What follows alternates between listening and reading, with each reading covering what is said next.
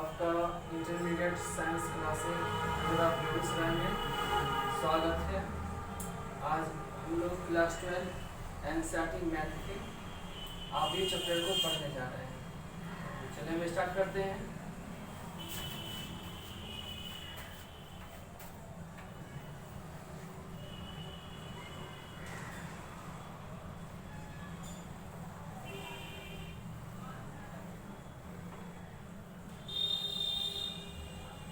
आव्यूह में दो प्रकार की कतारें होती हैं। एक उदर कतारें होती हैं, एक क्षैतिज कतारें होती हैं। और उदर कतारों को स्तंभ बोलते हैं और क्षैतिज कतारों को पंक्ति बोलते हैं। मतलब उदर कतार जो है उसको स्तंभ बोलेंगे, स्तंभ माने कॉलम, और क्षैतिज कतारें हैं पंक्ति बोलेंगे, पंक्ति माने रो। इस प्रकार से इसमें ये जो मैट्रिक्स है इसमें तीन पंक्ति हैं। इसको पहले फर्स्ट रो बोलेंगे, इसको सेकेंड रो कहेंगे, इसको थर्ड रो कहेंगे, और तीन कॉलम है। First column, second column, third column. इस मैट्रिक्स में तीन पंक्ति हैं और तीन स्तंभ हैं, अर्थात 3 रोज और 3 कॉलम्स हैं।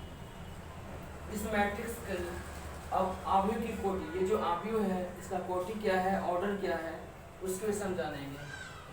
आव्यूह की कोटि, ऑर्डर ऑफ मैट्रिक्स।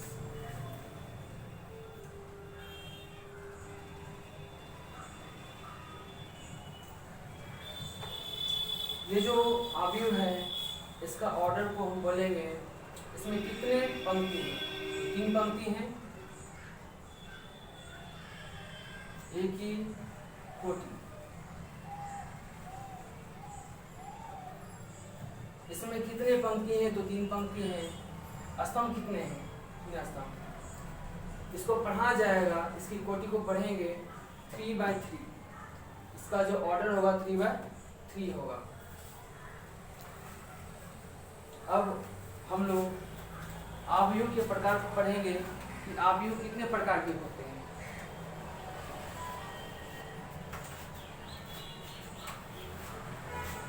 इसको हम इरेज करते हैं, मिटाते हैं और आव्यूह के प्रकार पे चलते हैं।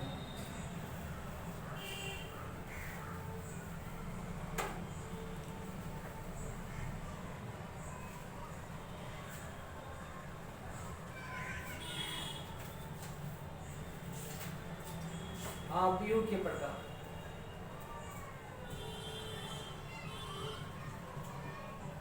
Types of matrices.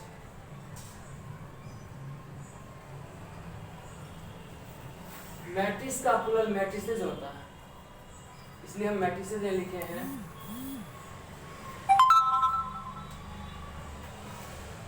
आव्यूहों के प्रकार, टाइप्स ऑफ मैट्रिसेस। पहला होता है स्तंभ आव्यूह।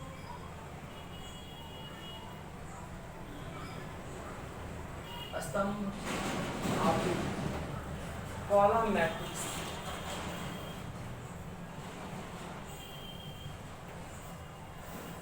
ऐसा आव्यूह जिसमें केवल एक स्तंभ हो उसे स्तंभ आव्यूह कहते हैं।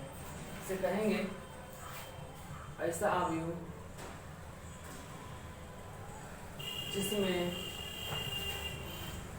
केवल एक स्तंभ हो, स्तंभ आव्यूह कहलाता है।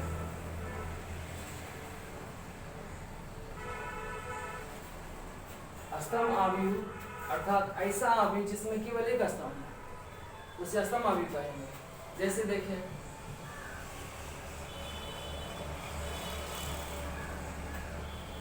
यह जो आव्यूह है इसमें सिर्फ एक स्तंभ है, इसलिए स्तंभ आव्यूह कहलाएगा।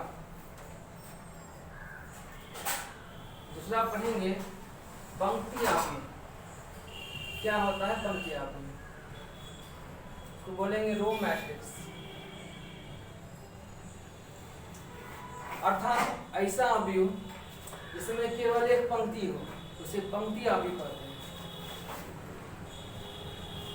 ऐसा अवयव जिसमें केवल एक पंक्ति हो,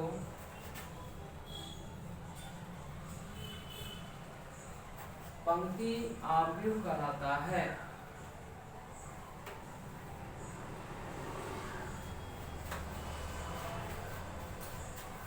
जैसे हम लोग देखें, जो मैट्रिक्स है, आप इसमें देख रहे हैं कि सिर्फ एक पंक्ति, इसमें सिर्फ एक पंक्ति है, इसलिए यह पंक्ति अवयव कहलाएगा।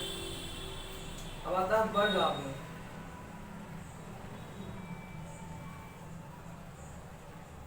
स्क्वायर मैट्रिक्स,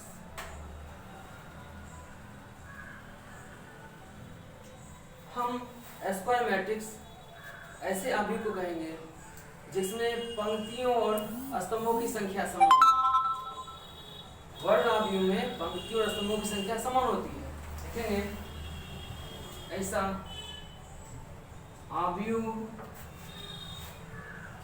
जिसमें पंक्तियों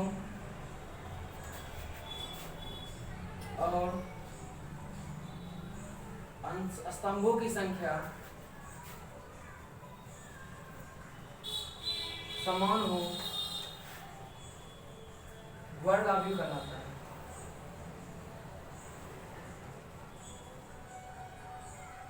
हम लोग देखें,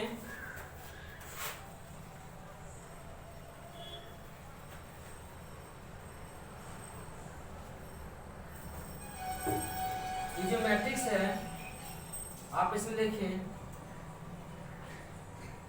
कि दो पंक्ति है और दो स्तंभ है। इसमें दो पंक्ति दो स्तंभ है, अर्थात पंक्तियों और स्तंभों की संख्या समान है, इसलिए यह जो है वर्ग अवयव है। आप देखिए इसको,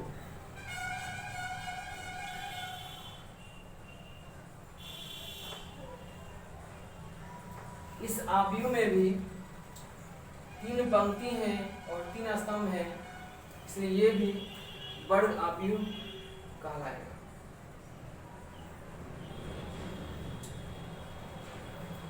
अब हम इसको मिटाने जा रहे हैं, फिर आगे बढ़ाएंगे।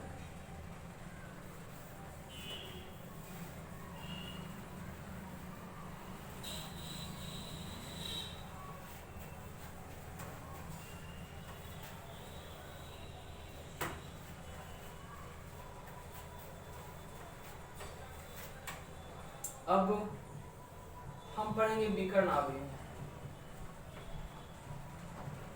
Diagonal matrix.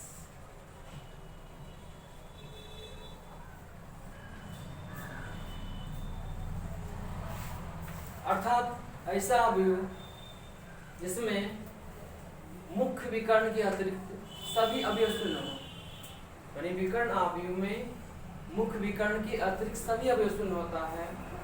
देखिए हम लोग, ऐसा अवयव जिसमें मुख्य विकर्ण के अतिरिक्त सभी अवयव शून्य हों,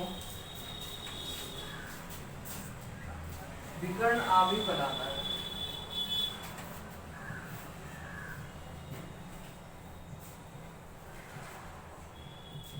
कहलाता है। देखिए इस मैट्रिक्स में हम ऐसा वर्ग अवयव कर सकते हैं, ऐसा वर्ग अवयव, ऐसा वर्ग अवयव जिसमें मुख्य विकर्ण के अतिरिक्त सभी अवयव शून्य हो, विकर्ण अवयव कहलाता है। देखिए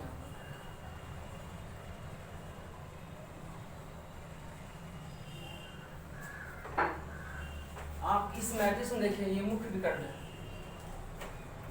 ये मुख्य विकर्ण हुआ, और इसके अतिरिक्त जितने भी देख रहे हैं सभी एलिमेंट क्या हैं, जीरो।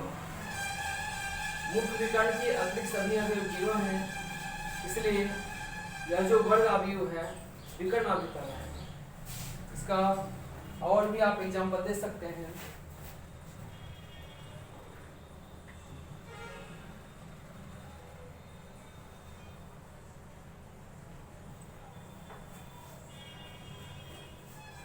यहाँ देखिए, यहाँ भी वही बात है, यहाँ भी मुख्य विकर्ण के अतिरिक्त सभी अवयव शून्य हैं, इसलिए ये भी विकर्ण अवयव कहलाएगा। और ये देखिए, इसमें एक ही एलिमेंट और ये भी आपका विकर्ण अवयव कहलाएगा। अब हम लोग पढ़ेंगे अदिश अवयव।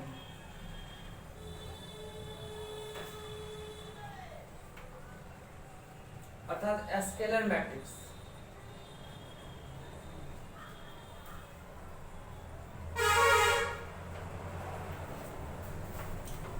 मतलब स्केलर मैट्रिक्स कैसे कहते किसे हैं? ऐसा अवयव जिसके मुख्य विकर्ण के सभी अवयव समान हो तथा उसके अतिरिक्त अन्य अवयव शून्य हो।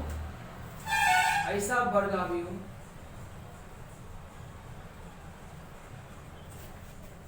जिसके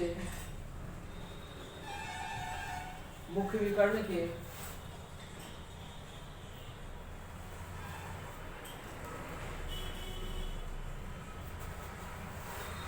सभी अवयव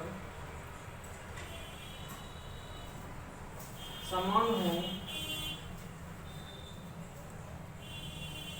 तथा उसके अतिरिक्त अन्य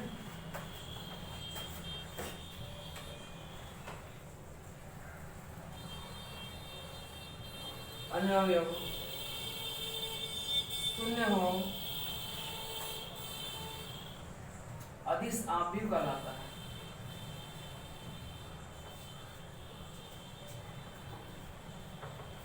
मतलब ऐसा वर्ग अवयव आप देख सकते हैं एग्जांपल में, ये जो वर्ग अवयव है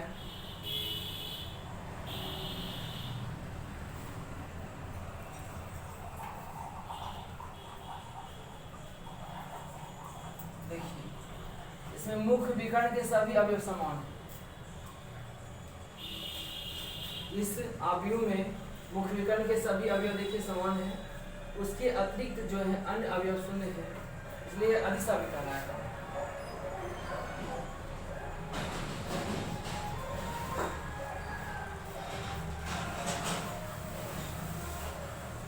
यहाँ भी मुख्य विकर्ण के सभी अवयव समान हैं, उसके अतिरिक्त अन्य अवयव शून्य है, इसलिए यह भी आपका अदिश अवयव कहलाएगा।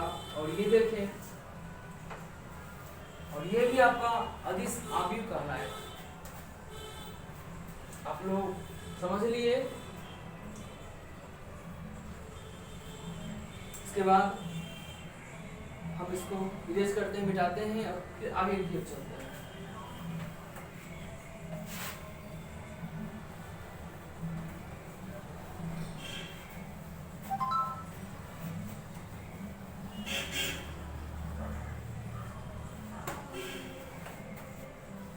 अब हम लोग पढ़ने जा रहे हैं तत्समक अवयव।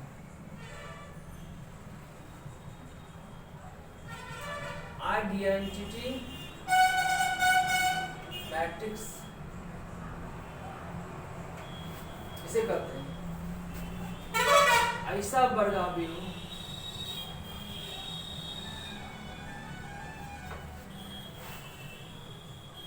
जिसके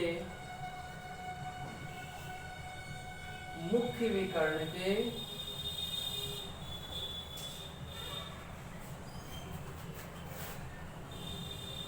सभी अवयव एक हों तथा उसके अतिरिक्त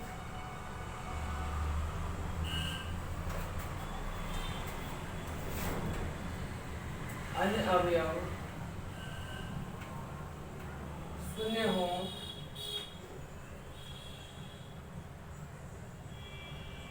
तत्समक अवयव कहलाता है।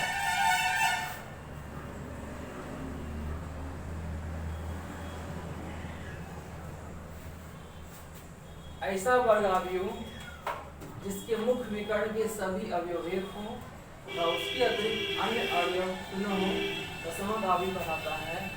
इसे IN या केवल I द्वारा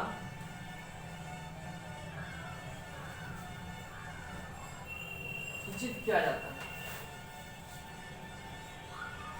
या दर्शाया जाता है। एग्जाम्पल के तौर पर लोग देखेंगे, मैट्रिक्स मान लीजिए ए है,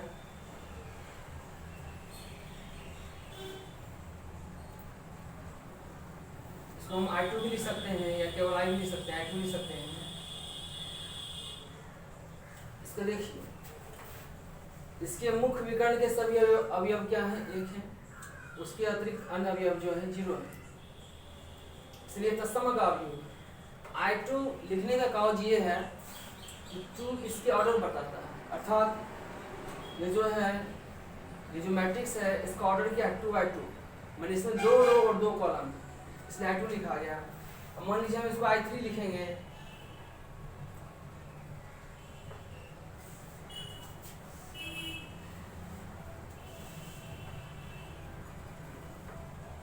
ये देखिए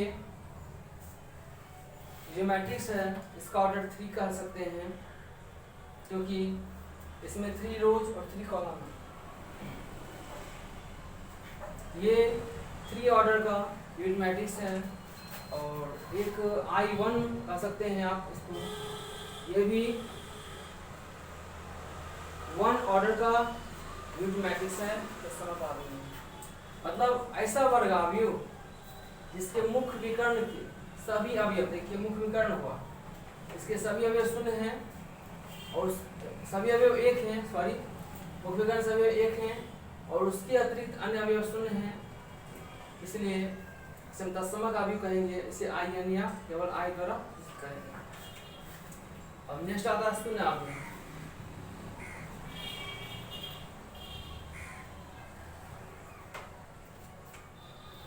हम कह सकते हैं जीरो मैट्रिक्स,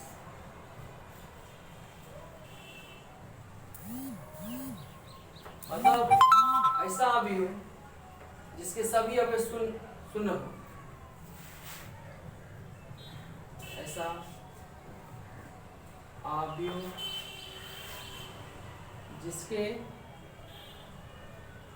सभी अवयव शून्य हो,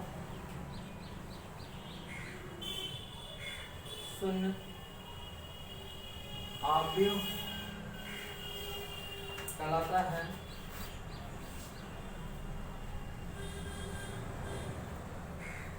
इसे हम O द्वारा सूचित करते हैं।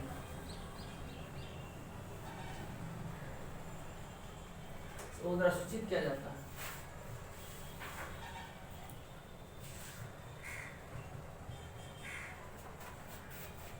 एग्जाम्पल तौर हम लोग देखेंगे, ये मैट्रिक्स देखिए, इसमें से एलिमेंट 0 है,